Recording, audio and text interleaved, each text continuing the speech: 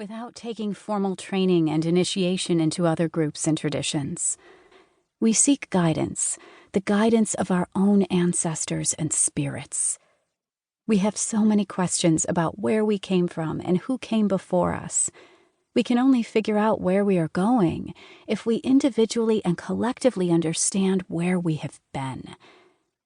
Who better to truly teach us than our ancestors, starting with our most recently beloved dead, to help transform our worldview out of the strictly mechanistic to where one is living, breathing, and in cooperative partnership with the unseen world. We are seeking the remedy for our spiritual blindness. Without giving up all reason or discernment, we also have to be willing to experience what others would call the non-ordinary, the esoteric, the supernatural, to walk this path. With both this magic and guidance, we have to craft our own way for ourselves. Danielle has been there, and she continues to be there, in that liminal space in between, helping guide us by sharing her experiences. One of those old myths I think back to is from the collection of Celtic tales called the Mabinogion. The collection is 4 distinct branches on 4 different families of gods, depicting a time and place where the other world wasn't necessarily above or below, but between. Cross a hedge, enter a clearing, or move through a stream, and suddenly here becomes there. And you enter a world of fantastic bright white creatures, gods, spirits, and mystical heroes, and you might not even realize you have done it. In one of the tales of the second branch, entitled Branwen, Daughter of Llŷr, Branwen marries the King of Ireland and is sent from Wales across the sea to live in that seemingly far-off land. She is separated from her brother, Bran. Here we have a division.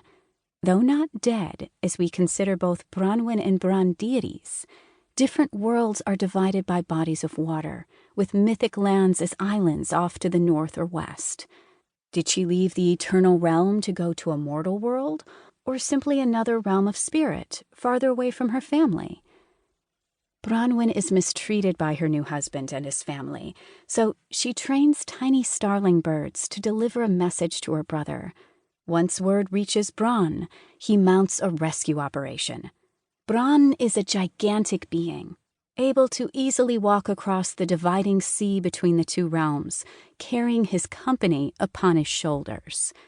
The King of Ireland retreats over rivers and destroys bridges, so Bran cannot follow. Bran, displaying the wisdom of his status, says, "He would be a leader, let him be a bridge," and literally becomes the bridge for his company to cross these divides. This wisdom has become a proverb among the Welsh in regard to their leaders. Becoming a bridge is the work of the medium. Though that is not the obvious teaching from Bran and Branwen, we can see it on some level. Her sending of starlings with messages is like our prayers, meditations, and simple ceremonies, seeking the aid of our beloved ones across a divide. When we call, they come. But the conditions of our circumstance, the things that appear to rule us, like the King of Ireland or our own modern worldview, can try to create further division and separation, even when we are sincerely seeking help from beyond. Bran becomes the bridge, linking his company of allies with the realm where Branwen resides.